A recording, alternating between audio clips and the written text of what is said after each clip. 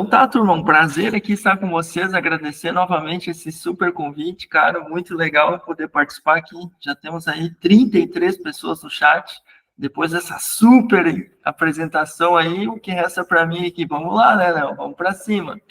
Turma, quem já puder aí, me segue lá no Instagram, faz postagem, marca, essa semana que eu estava inativo, então vocês não vão ver nenhum stories meus, então faz um favor para mim lá, me posta e me marca lá que depois eu reposto tudo. Então tá, vamos para cima aí, galera. Prazer aqui, Sandbox amanhã. Vamos trazer um pouco de tecnologia aqui para vocês, sobre indústria 4.0, indústria 5.0, né, internet das coisas. E separei também um pouquinho de aplicações para que fique um pouco mais concreto e mostrar como as tecnologias estão sendo aplicadas na indústria. Show de bola, já está até meu Insta aí no chat. Obrigadão, Léo. Turma, para começar aqui, essa revolução industrial, indústria 4.0, 5.0, né, nada mais é do que a transformação da indústria, os marcos, né, que a gente tem vivido. E desde a da 1.0, que foi a primeira mecanização. Então, mais para dar um panorama, né, geral e situar todos vocês, né, às vezes a gente vê esse termo, né, e fica com dúvida.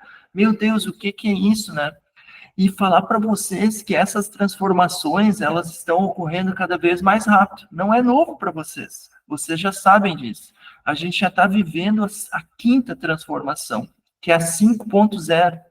Né? Então, de forma geral, a indústria, né, o desenvolvimento tecnológico, ele tem modificado em períodos de tempo mais curto.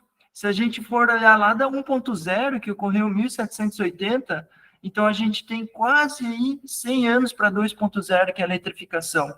E daí a gente reduziu para 3.0, de 70 para 2011, a gente tem aí quase 40, entre 40 e 50 anos a transformação para 4.0, que é essa transição que a gente está vivendo agora, para 5.0, né?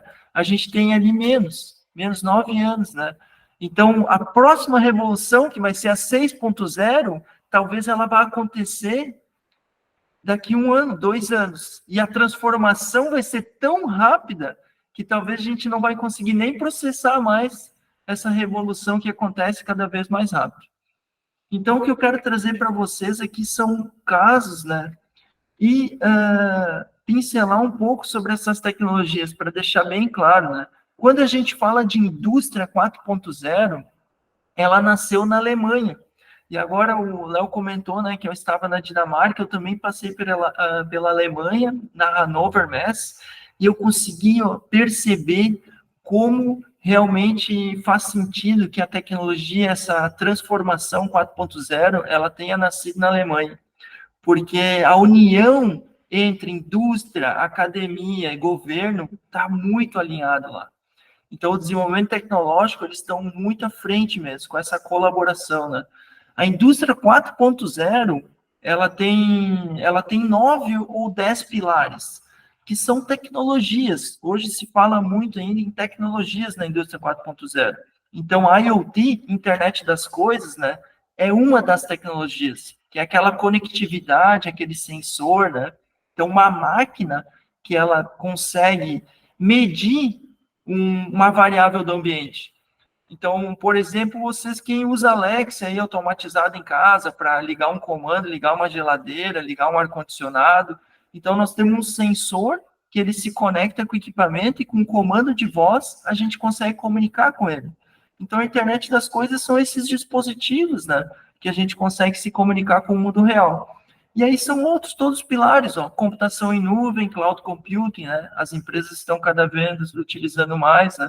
Vocês usam aí, talvez, né, alguma coisa relacionada, por exemplo, se eu tenho hoje um computador, e o meu computador ele tem um limite, né, um processador, né, que ele tem físico aqui, e eu preciso alugar processamento na nuvem. Então, eu posso disponibilizar, né? Eu que sou da engenharia, eu utilizo muito programas de computador, né? Então, eu preciso, às vezes, ter um computador mais potente que o meu. Então, eu posso alugar serviço, né, da nuvem, né, alugar computação. E assim vai, ó, simulação, realidade aumentada, robôs autônomos, sistemas integrados, né, manufatura aditiva, conhecida também popularmente como impressão 3D, e Big Data. Indústria 4.0 é uma união de tecnologias, que são essas. Se eu quero saber na minha indústria, se eu estou, digamos, inserido na indústria 4.0, eu posso fazer um mapeamento e ver quais aplicações no meu chão de fábrica eu já utilizo com essas tecnologias aqui.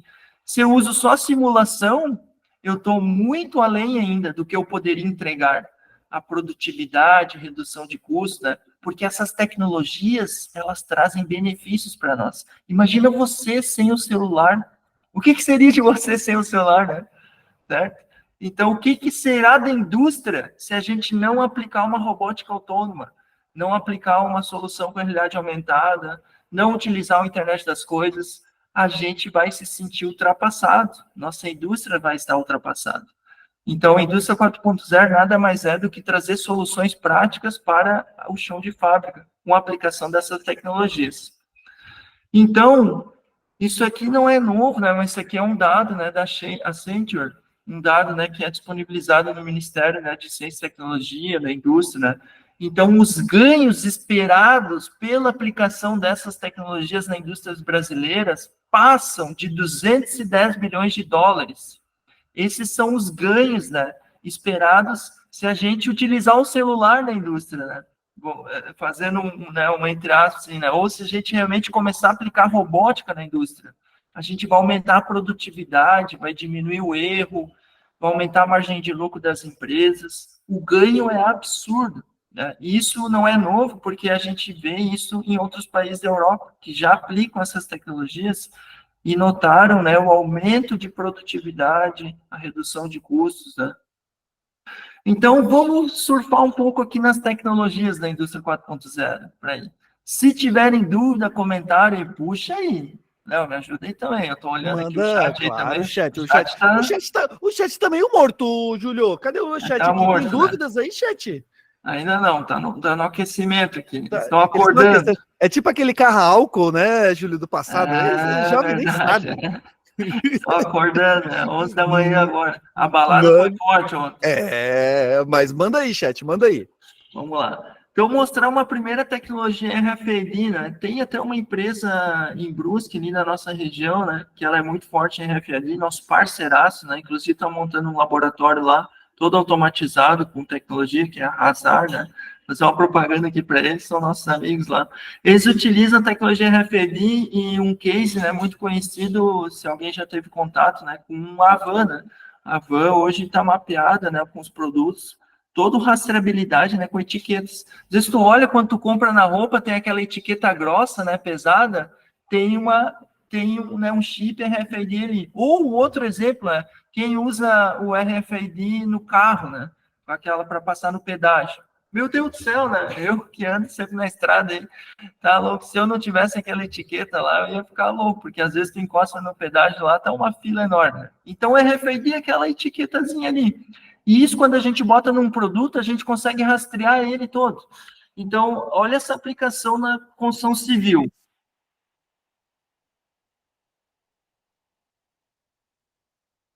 Então, estão utilizando, né, uma tag nos equipamentos, porque perdem muito, é uma furadeira. Depois eu vou fazer um questionamento aqui para vocês.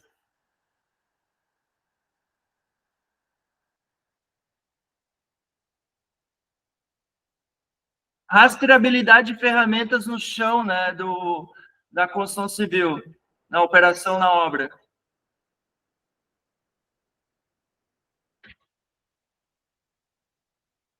Colocou etiqueta na furadeira, né, na bateria, e ele consegue detectar exatamente onde é que está a furadeira dele. Aquela chave 10 que sempre some, né? Quem é da mecânica aí? Então, redução de perda, né? Gerenciamento. Então, o que acontece? Quem é da indústria aí sabe, né? Eu trabalhei com manutenção industrial, caixa de ferramenta tinha que estar chaveada, né? Sumiu uma chave da caixa de ferramenta, às vezes eu tinha que ficar caminhando a fábrica inteira para achar a ferramenta. Eu pedia 15, 20, 30 minutos, uma hora, e às vezes não achava a ferramenta. Isso é terrível, porque se come um monte do nosso tempo.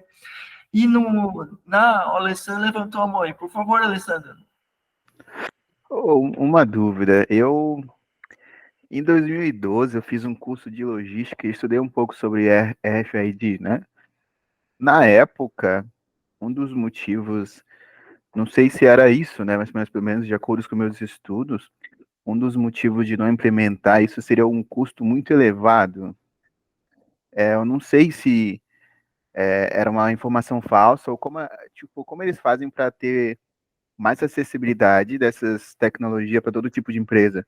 Por exemplo, se eu tenho uma empresa de pequeno porte e quero usar uma tecnologia desse estilo, hoje em dia ainda é um custo muito alto ou as empresas também se preocupam com esse tipo de acessibilidade? Ótima pergunta. Obrigado, Alessandro.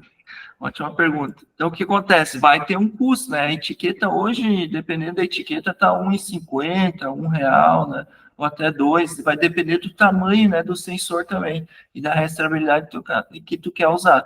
O que é mais caro é o sistema, né, as antenas, porque ele gera um sinal, né, que ele precisa se comunicar com a etiqueta, né, como se fosse uma antena, né, radiofrequência.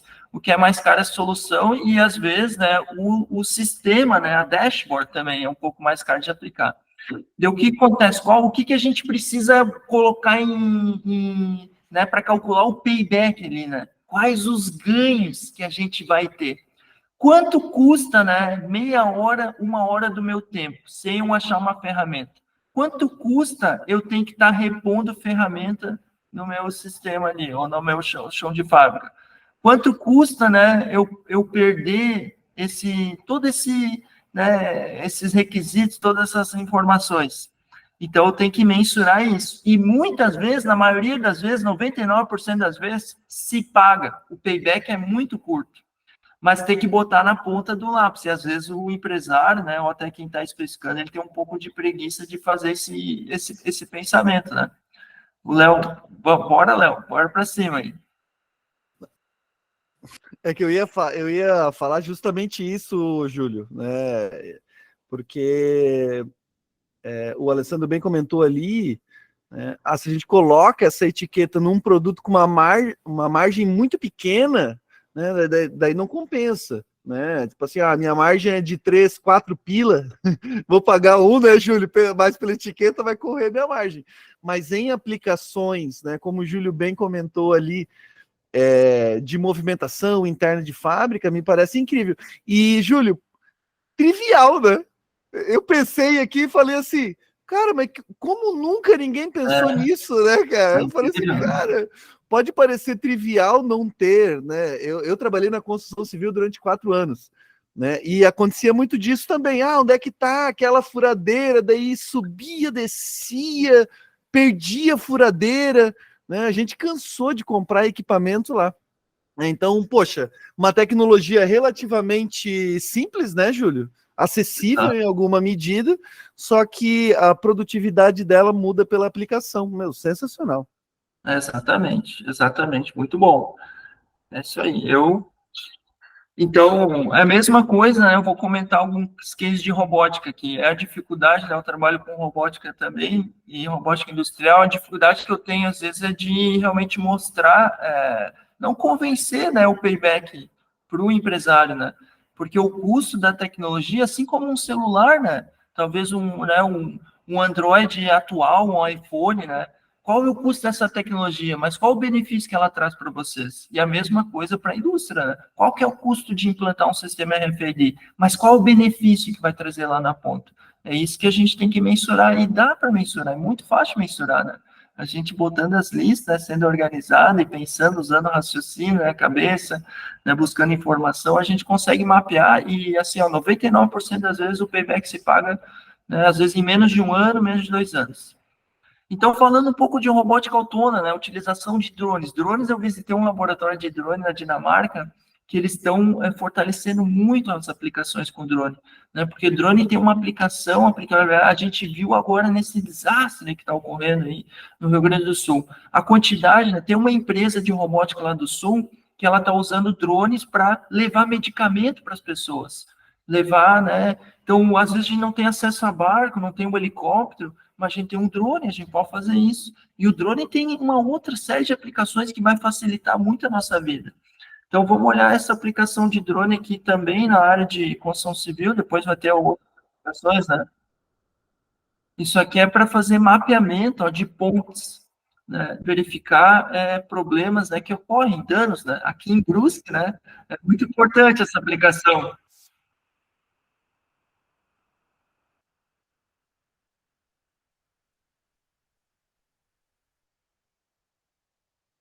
Ele está mostrando, né? Ele está fazendo o setup, a configuração do drone, ele vai mostrar o tempo, né? Comparando com uma operação manual, uma linha de vida, uma pessoa indo lá, né? Fazendo rapel, por exemplo, na ponte.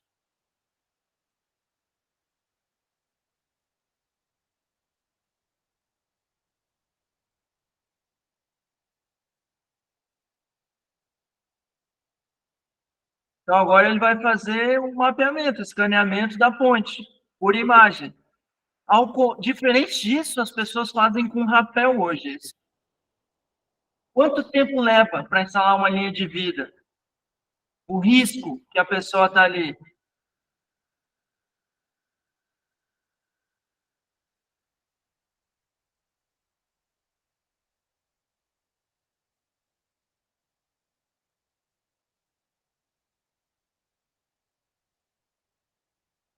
Vou passar aqui, mostrar para vocês aqui.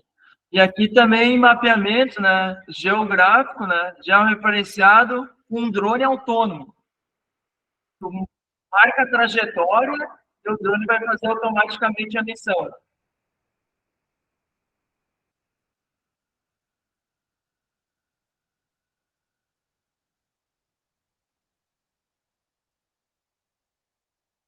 O cara seguindo remotamente no escritório, fazendo toda a operação dele, em vez de usar o Teodolito, estamos usando aqui o drone. Quem conhece o Teodolito aí? Então, turma, para vocês notar a tecnologia, ela vai avançando. Essa aplicação de drone aqui é fantástica. Comparado a uma pessoa, né? Quão difícil é conseguir hoje uma pessoa capacitada de fazer um rapel? Além de fazer um rapel, talvez ela tenha que ter o conhecimento até sobre a ponte, ou saber os pontos que ela deve tirar, tudo, né? Será que a gente consegue essa mão de obra hoje para fazer uma inspeção na ponte? E o drone? O drone a gente tem que ter um profissional extremamente habilitado também, capacitado, né? A gente também tem essa dificuldade, né, de conseguir, né? Mas a gente pode investir nisso, investir nas pessoas, trazer qualidade de vida para elas. E a operação, né, de mapeamento geográfico ali com o teodolito, né? Quanto tempo demora para fazer aquilo ali? Será que com a tecnologia de drone, né, a gente não consegue romper barreiras, né? Fazer mapeamentos até inclusive, né, com uma abrangência maior, né? Então, isso, a tecnologia, ela traz benefícios para nós, né? Assim como o nosso celular traz benefícios, né? E a aplicação dela, ela vai trazer muito resultado, né, ao longo prazo. Então, o drone, ele tem uma aplicabilidade enorme. Nós estamos fazendo um projeto de pesquisa na Unifeb de Brusque, que a gente quer usar drone para fazer coleta de água ao longo do rio, porque hoje a coleta de água ela é feita manual. Então, quando tu tem que coletar água, tu tem que descer o barranco do rio, muitos locais é difícil, tu escorrega lá, enche a bunda de barro no barranco, tem locais que a gente nem consegue acessar, né? Ou tem que acessar de barco. Então, a gente está desenvolvendo um dispositivo para fazer uma coleta, né, em vários pontos com drone, né, para facilitar o processo, né? E assim tem muitas outras aplicações. Essa aqui é uma aplicação da construção civil também. Eu já vi, eu vou comentar aqui, Tobias. Essa aqui é uma operação, turma. Alguém já pegou uma furadeira e fez um furo no teto? É muito ruim. Teu braço começa a formigar, né? Tu começa a cansar. E tu imagina dentro da construção civil o operador fazer milhares, milhões de furos todo dia. O ombro do cara, né? O cotovelo, né? Ou ele tem que ficar rotacionando a operação. A pessoa se mata, né? Para fazer a furação. Por que, que a gente não pode automatizar a furação sobre a cabeça? Então, essa é uma aplicação automatizada, ó, com um braço robótico, né, e um robô autônomo para fazer furos sobre a cabeça dentro da construção civil.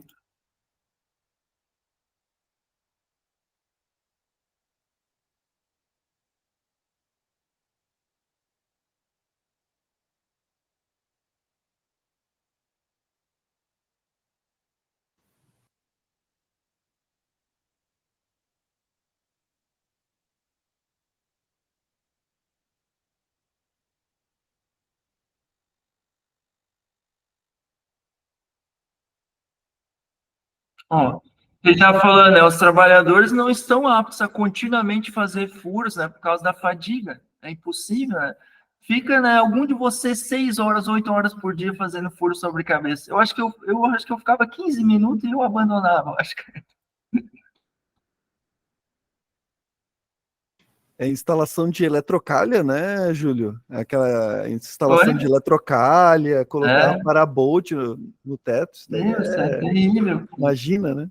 Isso é muito difícil, né? Isso aí dá uma fadiga, né?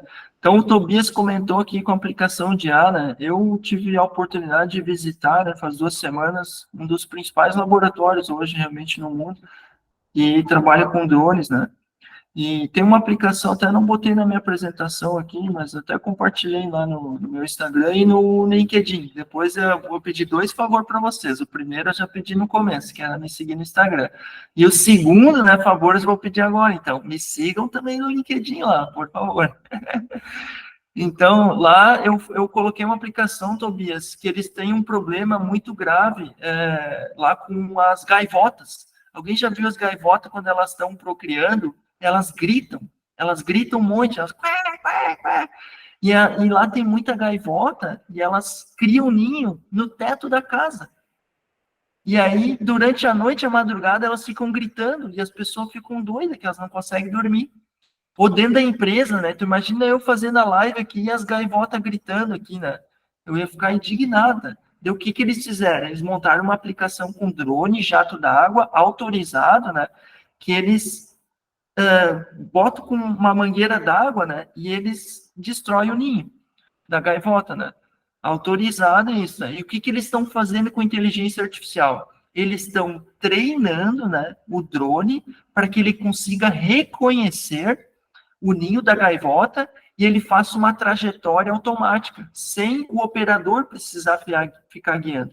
Então, ele reconhece por imagem, usa uma rede neural treinada, dele consegue mirar no ninho da gaivota automaticamente. Né? Porque o operador, ele demora um tempo ali, ainda mais pela habilidade dele, porque ele tem que ficar mirando no ninho. Então, às vezes, ele começa a desperdiçar água, é o tempo, é o processo, né? Então, a inteligência artificial está sendo muito usada na indústria para realmente aprendizado. Bem legal. Depois eu posso mostrar aqui, se tiver um tempinho. E outra aplicação, ó, acho que aqui, deixa eu ver, agora pulando para uma outra tecnologia. Estava em robótica autônoma, agora eu vou mostrar tecnologias de realidade virtual e realidade aumentada. Realidade virtual, né, para quem já usou aqueles óculos da Quest, da Meta, né, o Quest 2, o Quest 3, ou aquele óculos que viralizou, né, da Apple, né, inclusive agora eles acharam que iam vender um monte, né, e reduziram, né, porque eles não conseguiram vender muito, né, como eles esperavam, né. Então, eles reduziram, né, a quantidade, né, porque o acesso a ele... Mas vamos mostrar aqui algumas tecnologias de realidade virtual, realidade aumentada para vocês. Simulação, ó, olha só, também eu trouxe muito da construção civil aqui, mas tem mais aplicações depois. Olha que bacana. Esse aqui é com a Microsoft. O Holo...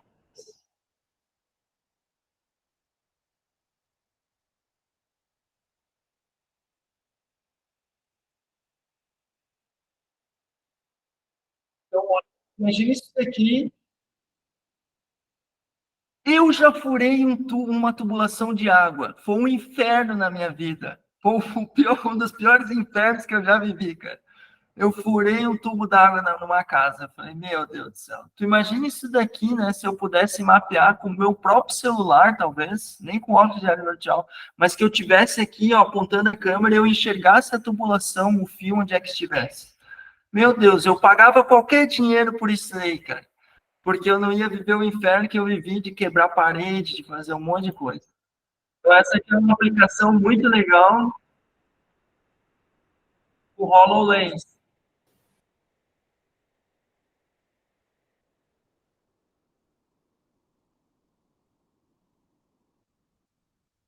Então, a integração, né? Por favor, Léo, puxa aí. Não, eu só ia falar, imagina isso numa máquina, né, Júlio? Fazer manutenção em máquina, né? Tu vê os sistemas ali, tem depois eu posso passar para eles, mas tem aqueles sensores também de máquina que pega a vibração, já consegue ver aonde está o problema, né? Tu separa a máquina em layers assim, tu consegue misturar os dois. Talvez seria legal também, né? Sim. Eu testei uma aplicação na FEIMEC ano passado, e na FEIMEC é a Feira da Indústria, uma das maiores do Brasil, que o Senai de São Paulo estava desenvolvendo com a Microsoft, que era fazer manutenção remota. Então, tu imagina, tu precisa fazer manutenção num painel elétrico. E o teu técnico eletricista na fábrica, ele não tem as habilidades ainda para fazer a manutenção no painel. Então, ele veste o Microsoft, uma pessoa remota auxilia no processo de manutenção. Então, a pessoa que está no remoto, ela enxerga tudo, todo o painel, tudo certinho pela realidade aumentada, né, virtual. E aí, o operador que tem um pouco menos de habilidade faz a manutenção, né, monitorado. E eles também estão usando muito essa tecnologia para treinamento.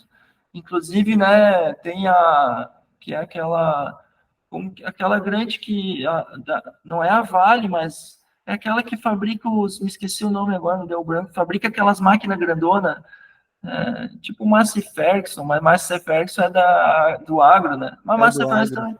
ela também está usando por aqueles equipamentos enormes, aqueles caminhão big truck, né? Tem Sim. um grande problema de tu realmente ensinar o operador a manobrar aquilo ali.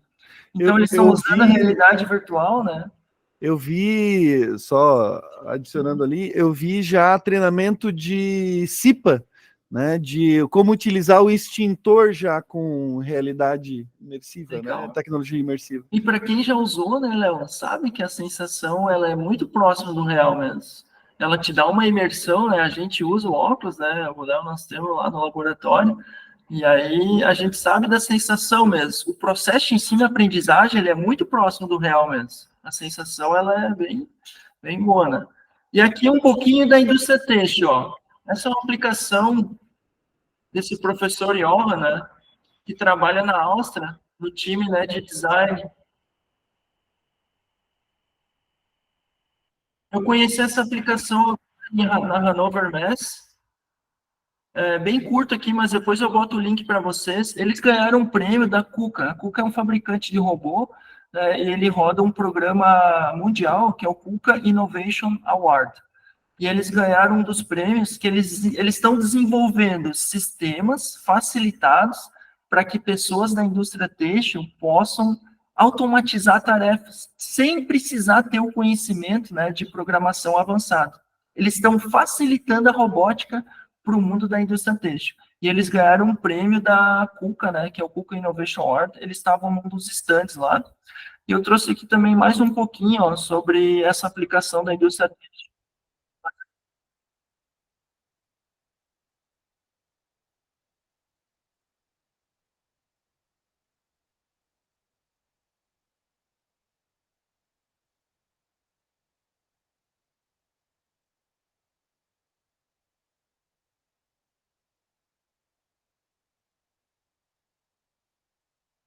Isso daqui, turma, a gente sabe que a indústria têxtil, né, uma das principais operações na indústria é o corte, né, e a movimentação de peças, né. Só que o problema da têxtil é que é tudo coisa flexível, é o pano, né.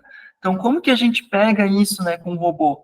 Então, eles estão trabalhando, diferente do Brasil, que nós temos 220 milhões de pessoas, né, os países da Europa têm 6 milhões, 10, 15, 20.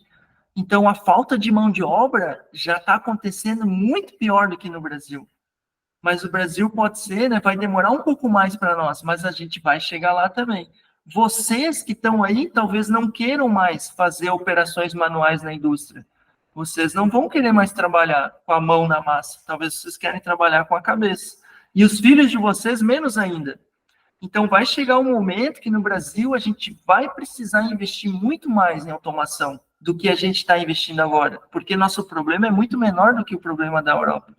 Então, na Europa, eles estão à frente porque a falta de mão de obra lá está muito grande. As pessoas não querem mais fazer operação manual. Ela não quer pegar um estilete e cortar o tecido na mão, né? Jéssica, pode falar aí. Que nem essa máquina ali, né, que foi desenvolvida aqui em Nova Trento, que é bem grande o ramo têxtil, Já existem algumas máquinas, por exemplo, ainda precisa, né, de uma pessoa ali, mas que coloca só o bolso, por exemplo, e a máquina vai e faz todo em menos de segundos. E eu acho que isso acelerou muito o processo. A Jim, que é uma grande também de Nova Trent, porque eu trabalhei lá dentro, eu tenho uma noção, né? Eu trabalho nessa parte de moda. E o tanto que eles vêm inovando e buscando tecnologia para acelerar o processo é gigantesco, assim. Sim. Porque não existe, não dá conta. Tem uma empresa gigante, enorme, tem várias empresas pelo país e não dá conta do tanto da produção que eles precisam fazer. Exatamente. Muito legal, Jéssica. Eu trabalhei na Têxtil também, e eu lembro, né, eu trabalhava no setor de projetos e desenho, e eu tinha uma vez que eu quase arrumei uma confusão com as costureiras lá. Elas queriam fazer um abaixo-assinado para me demitir. Porque eu olhava as pilhas de refugo, assim, dos cortes, né? Quando tu vai costurar uma peça, ela tem que pegar o tecido de um lado e do outro, e fica uma rebarba grande, que ela vem, a pessoa vem com a tesoura e corta. E a quantidade de tecido que ia fora, eu fiz um estudo, e eu olhei, meu Deus, o refugo era muito alto, 40%, 45%. Eu falei, meu Deus, o dinheiro que está indo fora em matéria-prima, né? Eu comecei a tentar educar elas, né, para ver se elas poderiam fazer um pouquinho menor o refugo. Meu, pensa na briga que eu arrumei no chão de fábrica. Elas queriam fazer um abaixo-assinado para me tirar. Mas E agora essa já existe ali que, a princípio, para mim parece ser acessível pelo tamanho das confecções e tiram a rebarba, né? A rebarba, eles usam esse pedaço de tecido para fazer estopa. Hoje em dia, eu acho que eles estão aproveitando muito mais também essa parte de sobra de tecido. Mas o valor agregado na estopa, né, era às vezes irrisório, né, pelo valor do tecido mesmo, né? Então, mas tinha essa demanda também para alguns tecidos, realmente, bem lembrado, né? Então, turma, vamos avançar. Meu Deus, 11h24. Turma, olha só, o que eu mostrei para vocês foram aplicações da indústria 4.0. E assim tem muitas outras. Nós poderíamos ficar até às 5 horas da tarde mesmo aqui conversando de aplicações.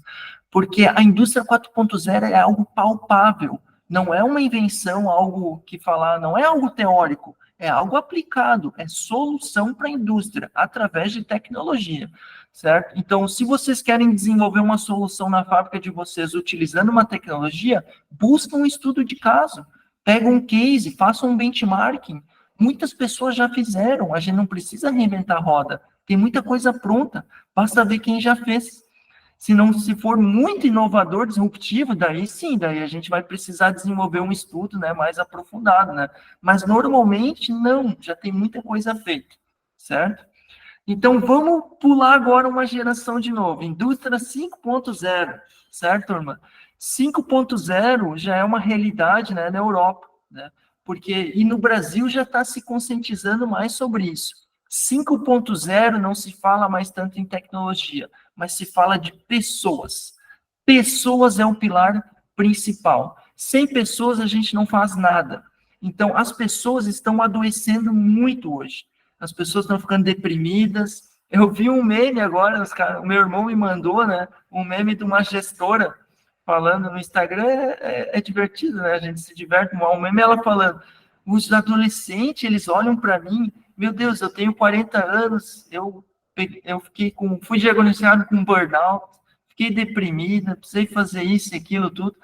Eles não querem ser mais gestor e não querem ser líder, porque eles olham para a gente e a gente tá ferrado, né? Então, esses jovens, eles não querem mais. Falam, meu Deus, para que eu vou ser gestor se eu vou ficar ferrado que nem ele? Então, o que acontece? A indústria está se transformando. Na Dinamarca, eu estive lá, as pessoas trabalham de segunda a quinta. Eu estava indo para uma fábrica 3 horas da tarde. Daí tinha um pique, assim, hora do rush, né? Eu perguntei para o motorista, né, da van, o que está acontecendo aqui 3 horas da tarde? Ele falou, não, o pessoal está indo embora. O pessoal trabalhou até as 3 e está indo embora.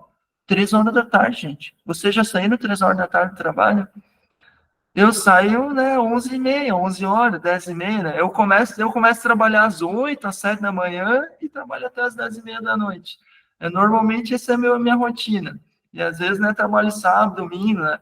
A gente no Brasil, a gente é doente. A gente é doente, cara. A gente só trabalha. A fábrica faz nós trabalhar, o ritmo faz nós trabalhar. E na Europa não é mais assim, turma. Na Europa já tem, né, carga horária, jornada de 35 horas. Então, a transformação da indústria não é só de pessoas, mas fala também de sustentabilidade, né?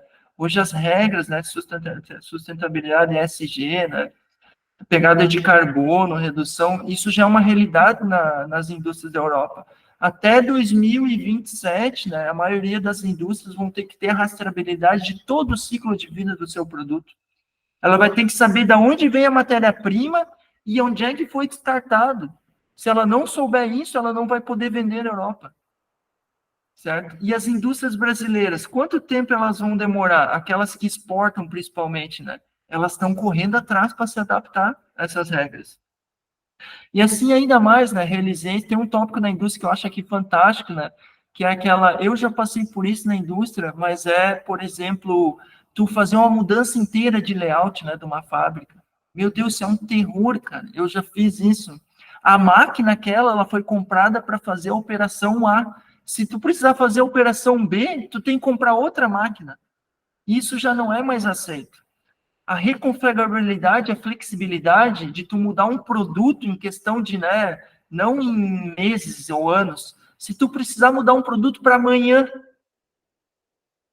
modificar a fábrica para amanhã. Então, isso é a transformação da 5.0 mesmo, que é a flexibilidade, a adaptabilidade, né, resiliência da indústria, né?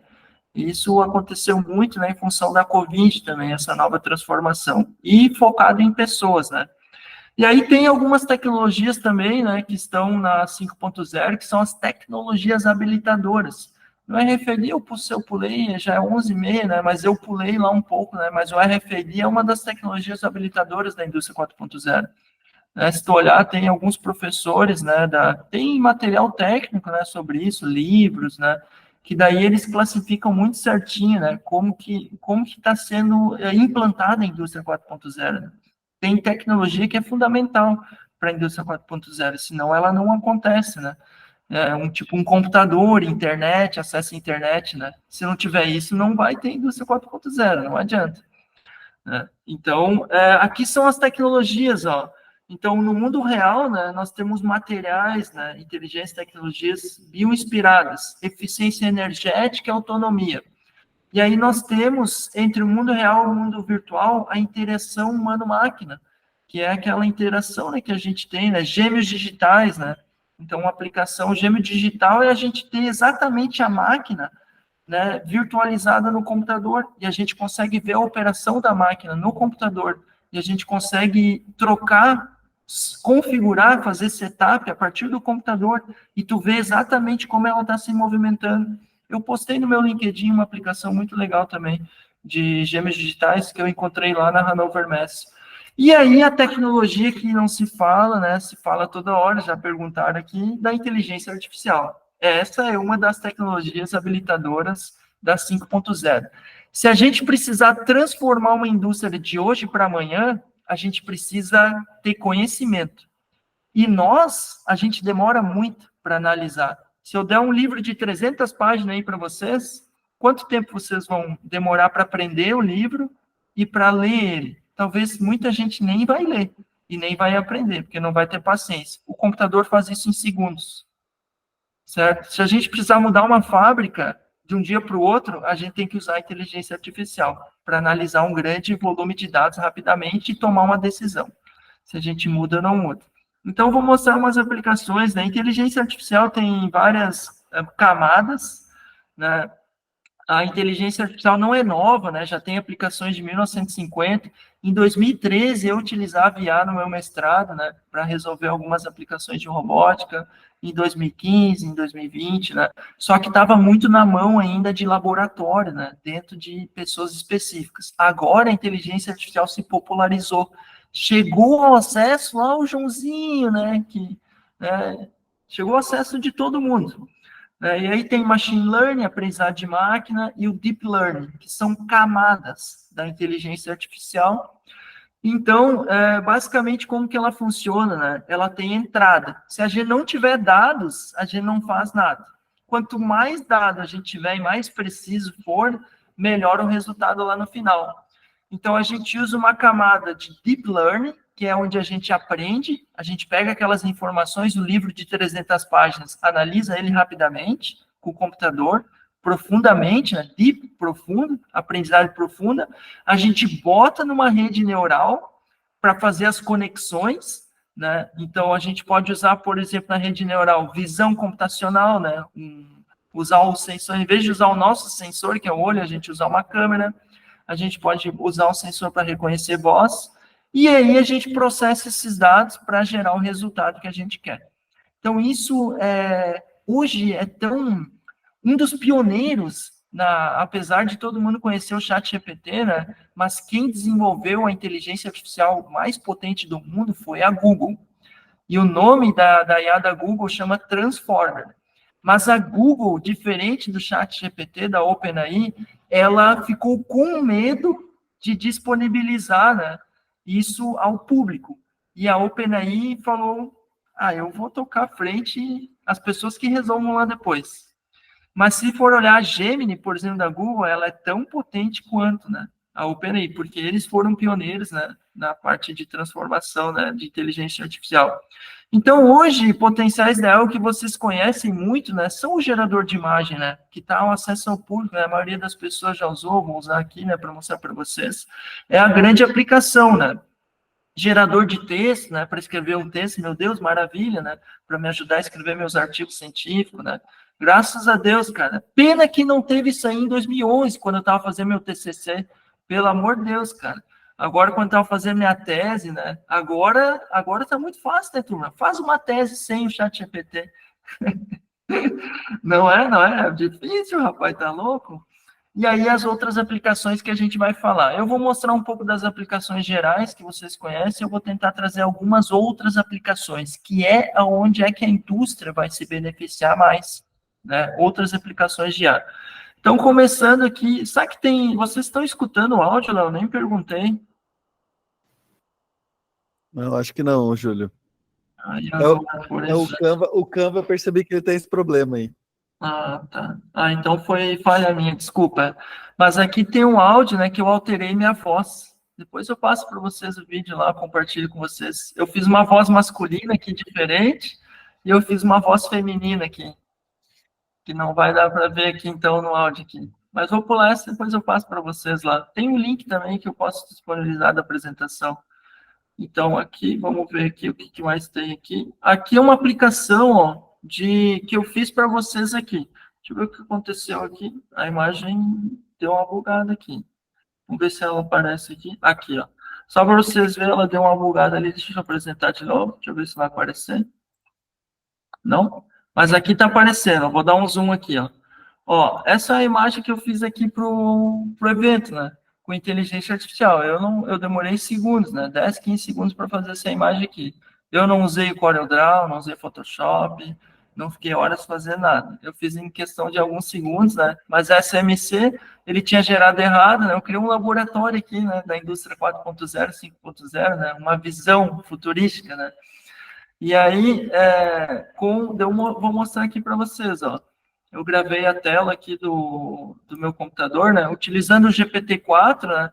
Eu coloquei uma imagem, né, de tecido, meio que para treinar ele só para saber alguma coisa. Não deu tão certo assim. Ele gerou uma primeira imagem, deu pedir para ele adicionar o logo. Ó, dele adicionou o logo, adicionou errado. SMC, Santa Catarina, né? Irínia, ele escreveu Irínia. Daí eu pedi para ele corrigir. Daí eu falei ali, ó, o logo está errado, refaça a imagem, eu botei entre aspas. E aí ele conseguiu criar a imagem SMC. Então, deu o tempo que eu estou mostrando para vocês aqui para construir imagem. Essas são as aplicações, digamos, mais triviais, assim, hoje da IA, né? Que é criar texto, criar imagem, né? Que são muito boas também, né? Facilitam muito, certo?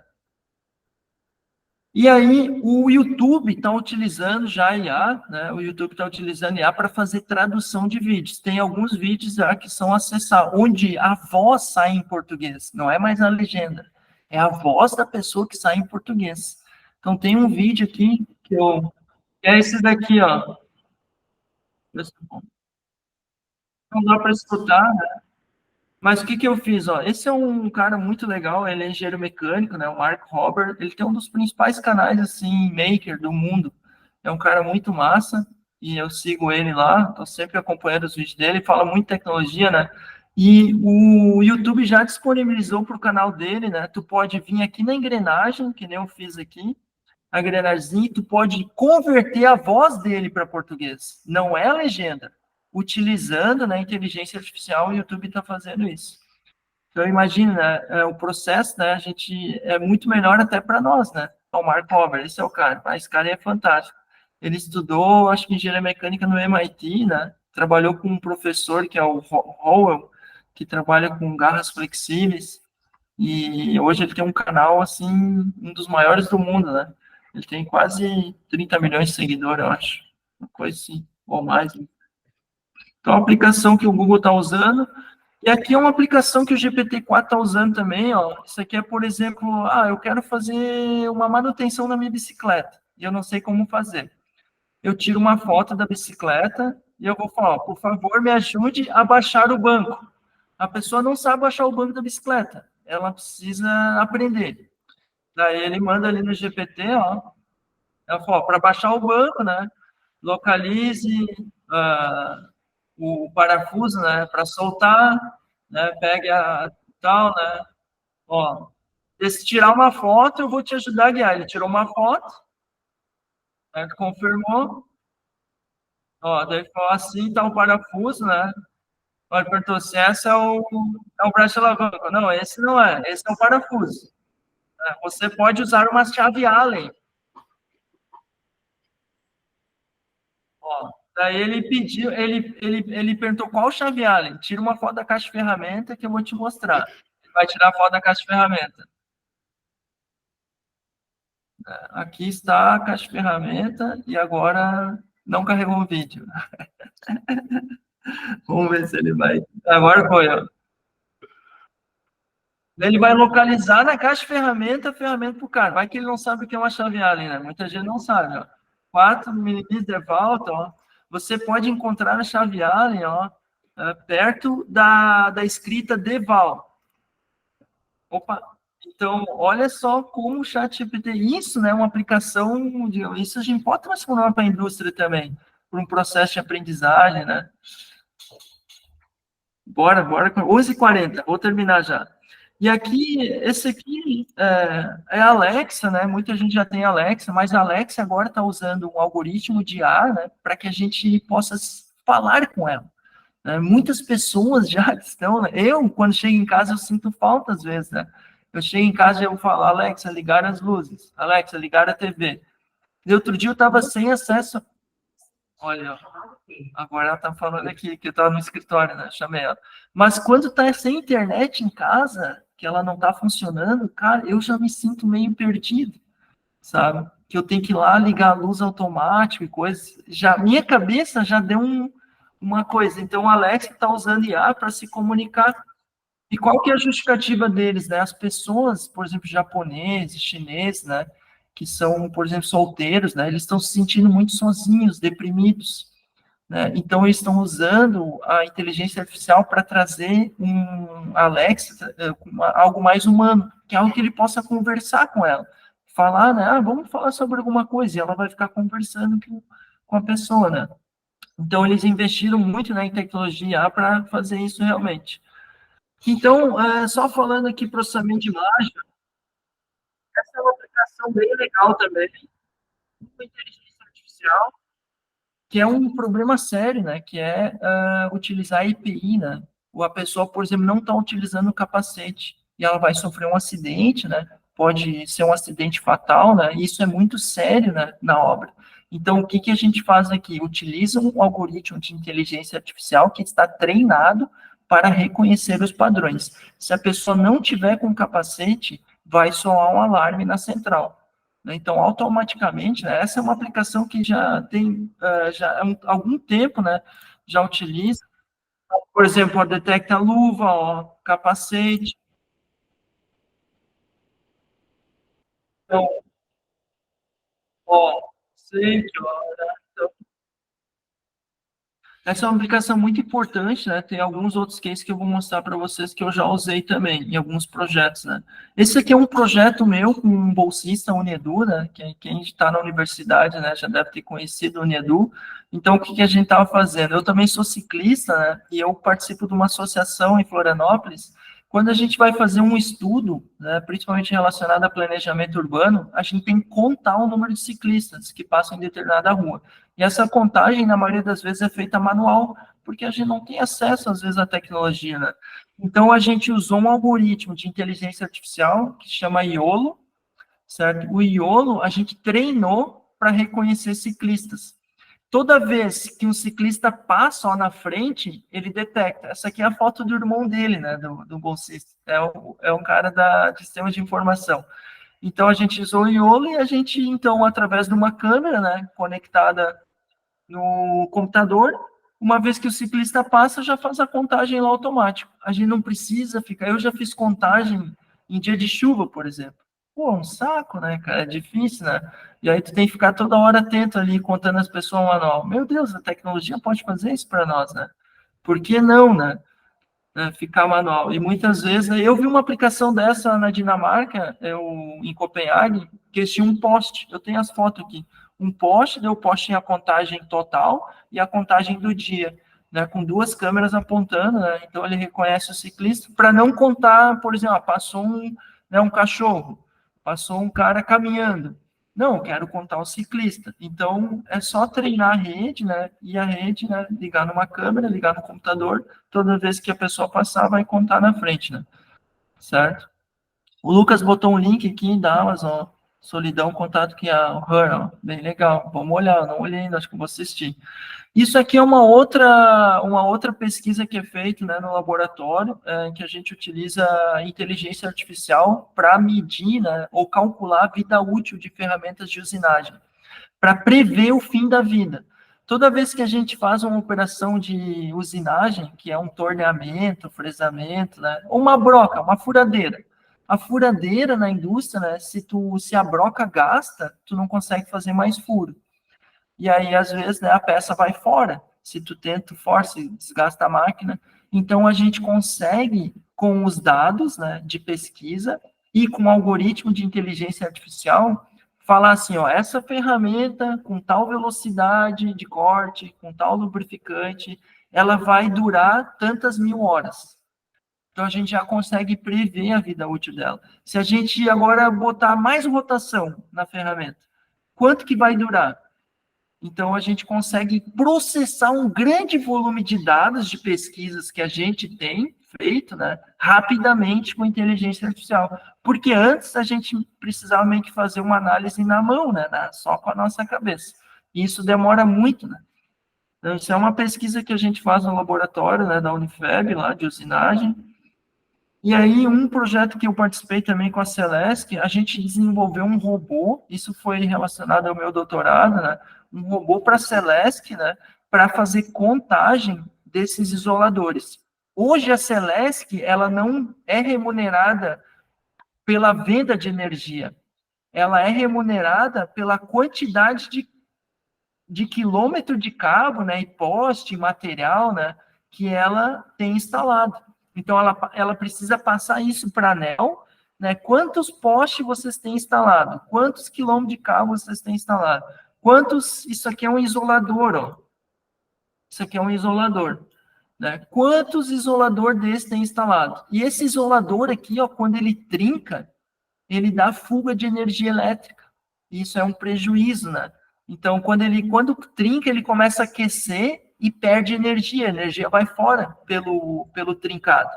Então, como que é feito hoje? As pessoas vão lá e contam, né, na mão. Tem um técnico eletricista que passa de poste em poste contando. Ou ele pega uma câmera térmica, certo? Ele aponta para o poste e a câmera mostra a temperatura do isolador. Então, o que a gente fez? A gente fez um robô que anda na linha, né? Ele é fixo na linha, e daí ele tem uma câmera térmica e ele manda todo o sinal, né, via Wi-Fi para a base, que é o carro ali que está operando. Então a pessoa não precisa mais passar com a pistola mirando. E aí, esse grande volume de dados, a gente analisa com inteligência artificial. Se tiver um pontinho ali que está com a temperatura 70 graus, que deveria estar 40, aí o computador já indica, ó, aquele poste lá está com problema, certo? Então, a gente consegue usar isso com machine learning. Então, turma, já estou chegando ao fim aqui. Meu Deus, eu falei um monte aqui, me apressei agora, eu estava olhando aqui, começou a roncar minha barriga, a barriga de vocês. Então, já estou chegando ao fim aqui. Turma, qual que é o próximo passo, então, da indústria? Qual que é a sexta revolução industrial? Vocês têm alguma ideia? Não? Já botei aqui a resposta aqui, né? Mas qual que será a sétima, talvez? A oitava, a nona? Vai acontecer, né? Nós estamos na 5.0. Daqui a pouco vai vir a 6.0. Vai vir a 7. Vai vir a 8, a 9, a 10. Porque a inovação, né, a revolução nunca vai... Né, o ser humano, a evolução, a gente não consegue frear e não consegue nem parar. Então, as minhas suposições aqui, né, sobre inteligência, né, a sexta revolução, né, ó, legal, o Léo botou ali também, né, show de bola, obrigado, Léo. Da FLIR, a gente usa uma câmera da FLIR, a FLIR é um dos líderes, né, mundial em câmeras térmicas, né, e a gente comprou até, tem uma que eles fizeram uma propaganda bem grande, que é uma que tu conecta no celular, a gente comprou aquela ali para testar também. Né, que é um bem pequenininho assim, tu conecta no celular, tu tem uma câmera térmica. Mas a gente está usando uma um pouco mais potente, mas a gente começou usando aquela pequenininha que conecta no celular. Então, o que acontece? A computação quântica, ela está cada vez mais próxima, que é realmente aquele processamento de dados absurdo, né? Hoje nós estamos na casa dos gigahertz, né? Os computadores, né? Mas daí nós vamos estar já na casa, né, dos tera, né, do além do tera, né, quântico, computação quântica. E é o que é chamado de hiperinteligência. O Elon Musk, né? O Elon Musk, eu respeito ele muito, né? Como empreendedor, um cara, né, fantástico, né? Mas às vezes ele é um cara que ele faz uma propaganda muito violenta, ele quer aparecer na mídia, né? Então ele falou, faz um mês, eu acho, que ele falou que ano que vem a inteligência artificial deve estar mais inteligente que o ser humano. O que eu duvido muito, né? Mas a hiperinteligência de máquinas, ela vai acontecer, que é algo que para nós vai soar como sobrenatural, certo? Se a inteligência artificial hoje já parece sobrenatural para vocês, espera vir a hiperinteligência, que aí vocês vão se arrepiar cada vez mais. E o que a gente vai migrar realmente, que é sistema de segurança total. Não é mais cibersegurança, né? Cibersegurança ela vai estar ultrapassada, que é sistema de segurança total. E as máquinas, turma, e o aprendizado ele vai ficar cada vez mais simples. Não vai precisar programar mais. Tu vai precisar clicar num botão, uma configuração e dar o play. Programação pode esquecer, porque a programação, a inteligência artificial vai para nós. Pode falar, Alessandro. Pô, desculpa falar nos acréscimos ali. Não. Eu tenho duas perguntas, né? A Acho que primeira nós vamos ter um tempo aqui ainda também para talvez uns minutinhos, né, Léo? Mas bora lá, vai para cima, Alessandro. tá. A primeira o Léo falou que você estudou fora, né? Sim. E você falou que essa pessoal de fora tem uma questão de são mais evoluídos em questão a hábitos, a questão a decisões relacionadas a vida e a internet 5.0, na revolução 5.0. Uhum. A primeira pergunta é, para eu me igualar a esse tipo de pessoas, né, essas pessoas europeias, eu tenho essa necessidade de conviver com elas ou eu consigo, aqui no Brasil, me aproximar a esse estilo de vida, né? Porque, pelo que eu vejo, a maioria das pessoas que são muito inteligentes na área da TI ou estudou fora ou teve alguma relação com coisa estrangeira, né? E a segunda pergunta é sobre essa que você acabou de falar ali, dessa hiperinteligência. Nossa, um barulho logo agora. Tem esse comentário que está rolando, né, do CEO da NVIDIA, né, que falando que não é necessário mais programar, porque a inteligência ela veio para isso, né? Existiria um caminho inteligente para nós que estamos estudando programação, né, para não sofrer essa escassez, né, de estudar e no fim não ser tão útil? Show. Obrigado, Alessandro, pelas perguntas, hein? Ótimas perguntas, né? Respondendo a primeira, Alessandro, uma dificuldade que eu vou te falar o que eu aprendi lá fora. eu aprendi lá fora a ser mais eficiente, usar o meu tempo, né, minha jornada, apesar de hoje eu tá trabalhando muito, comentei para vocês, mas é porque eu estou fazendo muita coisa mesmo, muita coisa ao mesmo tempo. Isso é ruim, né, cara? É ruim. Acaba que a gente vira um pato, né? Vai fazendo um pouquinho de cada, né? Mas o que eu aprendi lá fora é ser eficiente, usar o tempo, né? Ser organizado, gestão do tempo, né? Organização, usar a ferramenta. Por exemplo, eu aqui no meu mestrado, doutorado aqui na UFSC, o pessoal não sabia nem o que era um Slack, né? Mal usava o WhatsApp para fazer gestão de projeto, sem usar um Canva, sem usar um Trello. Meu Deus do céu, isso é assim, é igual dar uma facada em si mesmo, não ter organização. Eu cheguei no laboratório da University College London, todo mundo estava usando o Slack, todo mundo estava usando o Trello, os caras tinham a pesquisa dele com um cronograma muito bem definido, com os marcos, com o plano B, com o plano C, se o plano A não dava certo. Eu falei, meu Deus, que mundo é esse, cara? Eu falei, meu Deus, cadê meu cronograma? Eu fiz um cronograma só por fazer, e eu enviei lá, sabe? E eu não seguia aquele cronograma, eu fazia um monte de outra coisa. Eu falei, não, meu Deus do céu, vou ter que começar a me organizar aqui, eu vou ter que fazer a gestão do meu tempo, usar, né, ter prioridade, ter objetivo, né, coisas que eu não tinha antes, talvez vocês tenham ainda, mas eu não aprendi assim, me ensinaram de uma forma totalmente diferente, e nas indústrias que eu passei, era uma desorganização total, não tinha gestão, não tinha papel definido, né, sabe? Umas coisas que na indústria de vocês eu acho que não é assim. Organização é a coisa fundamental que eu aprendi lá. Isso é sério, cara, sério. Lá, assim, ó, eu trabalhei num projeto, cara, em Londres, que tinha quase 30 empresas. Cada empresa botava 10 mil reais no projeto. E assim eles juntaram, né, 300 milhões, não, foi 45 milhões de euros um projeto que eu trabalhei. Aqui no Brasil, né, hoje a universidade ela é sustentada realmente quase que 90%, né, ou 95% pelo governo, né, porque não tem essa interação, né, é difícil, né, a gente está tentando romper essas barreiras, que é a colaboração, trazer a indústria perto da academia, cara, fazer coisa mais aplicada, isso vai melhorar para os nossos alunos, né, para a indústria, a gente vai levar profissional mais bem preparado, né, e lá tudo é uma coisa só, governo, academia e indústria. É uma coisa só, todo mundo está alinhado para o mesmo objetivo. Por isso que eles estão à frente de nós. Só falta a gente realmente fazer, né, o que eles estão fazendo lá, romper essas barreiras, né, que a gente tem, às vezes, de preconceito, de achar que eu sou melhor que o outro, porque eu não vou me misturar com ele, né? Então, romper essas barreiras. Aí a gente vai andar para frente, a passos largos mesmo. Então, e a segunda pergunta, respondendo, cara, se tu não está utilizando inteligência artificial para trabalhar, daí tu está ultrapassado mesmo. Você assim, bem direto ao ponto. Tu tem que usar a tecnologia mais atual, né? Porque daí tu vai, né?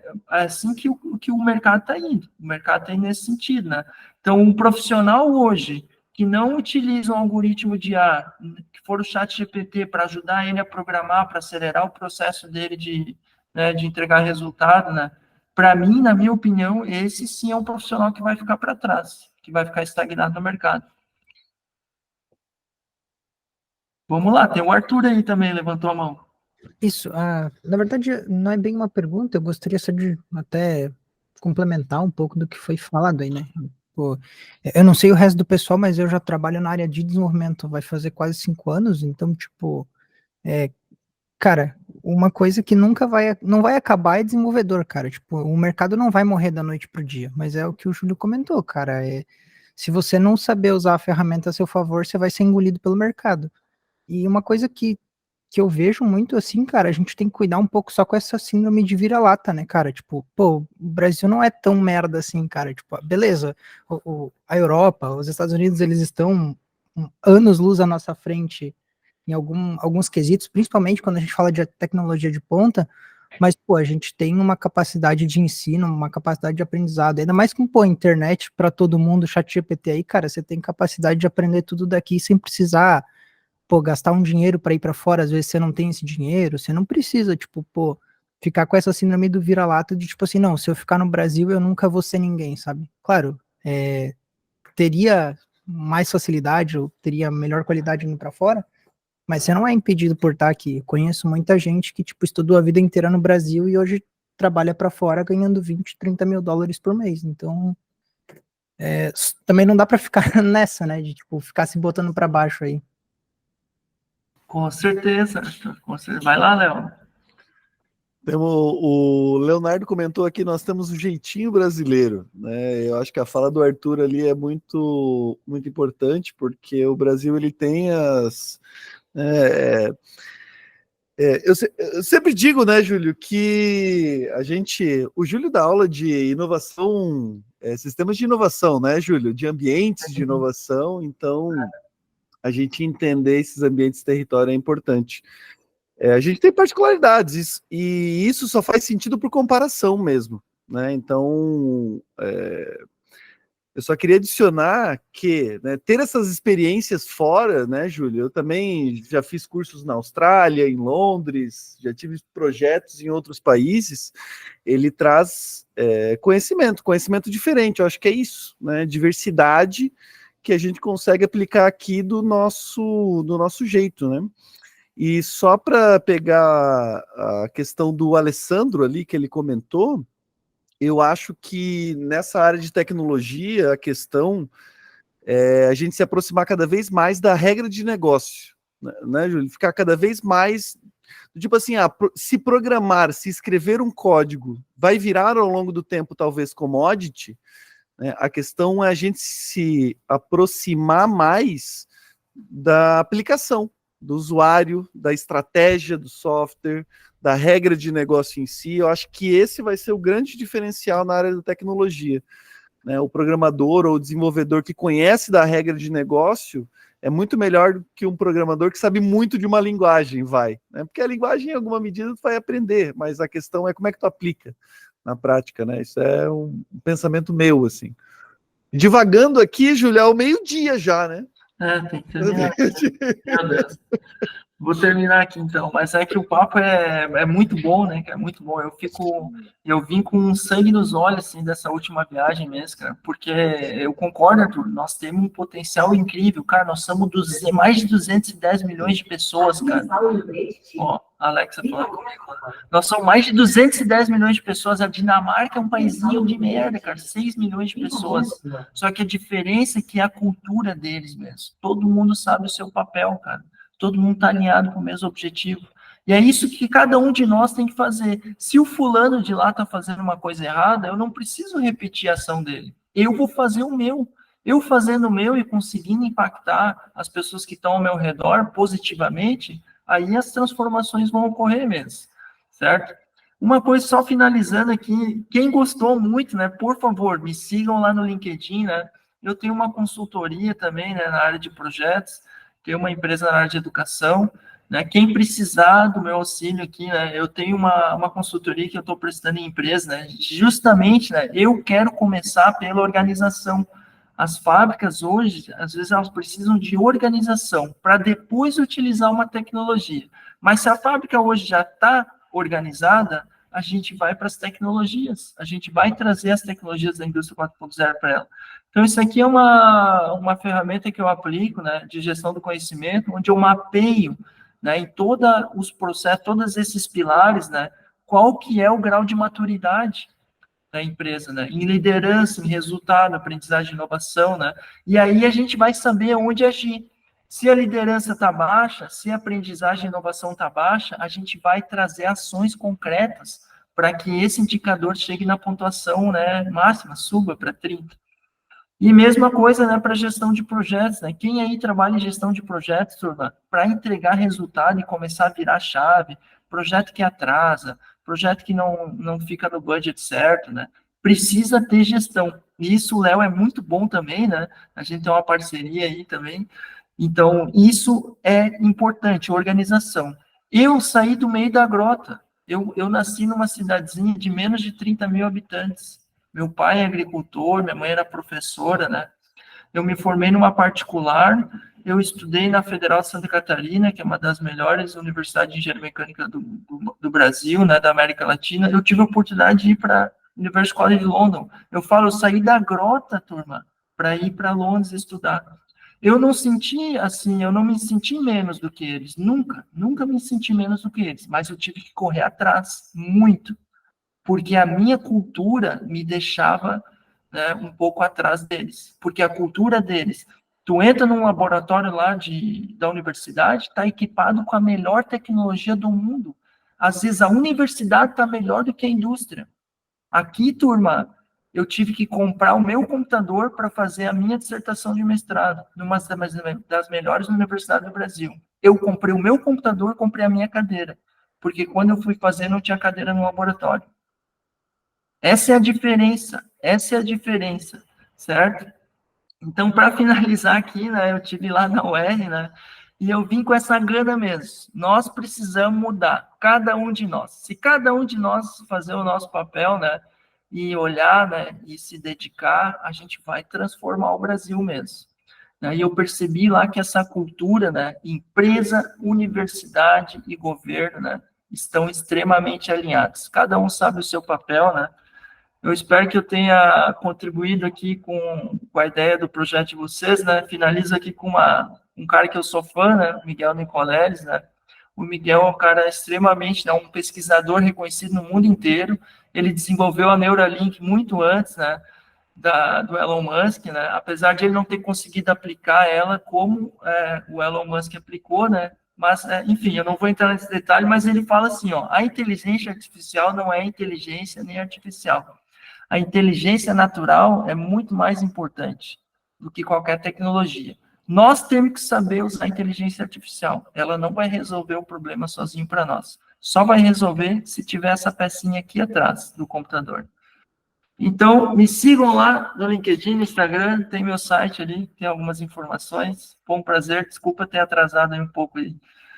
Sensacional! Júlio César França aqui, chat. Faz barulho aí, chat. Faz barulho. Eu falei que ele é o brabo. Ah, o Júlio Foi com muita sede, às vezes eu assusto um pouco, Léo. Não. Júlio aí, parceiraço. Né? Levantaram a mão aqui? Quem do chat levantou a mão? Alguém levantou a mão do chat, mandando parabéns aí, agradecendo ao Júlio. Eu sei aqui, chat, que é 12:05. É 12:05, chat. Né? Mas tem pergunta? O Júlio, eu sei que ele já vai fazer o dia inteiro conversando. Eu sei que o Júlio vai fazer o churrasco dele. O Júlio é gaúcho, né? Ele faz um churrasco, turma. Tem que comemorar. Será que valeria uma visita presencial e o Júlio fazendo um churrasco pra gente, chat? Manda aqui quem quer. Aí, ó. Eu adoro. Como é que é aquele, Júlio, que faz no chão, assim? Como é que é o nome daquilo? Fogo de chão. Isso, fogo de chão. Será, Lipe? Será, Alan? Sensacional. Arrumamos uns parceiros para ajudar e espetar e controlar. Uma churrasqueira, um copinho de cerveja e uma roda de amigos. Isso isso aí, ó. Aí, ó. O Lipe colocou o Júlio na gaita bicharado no vocal. É isso. Isso aí mesmo. Eu tenho uma figurinha que meus alunos fizeram disso daí. Eu tenho essa figurinha também. Tu me mandou uma vez.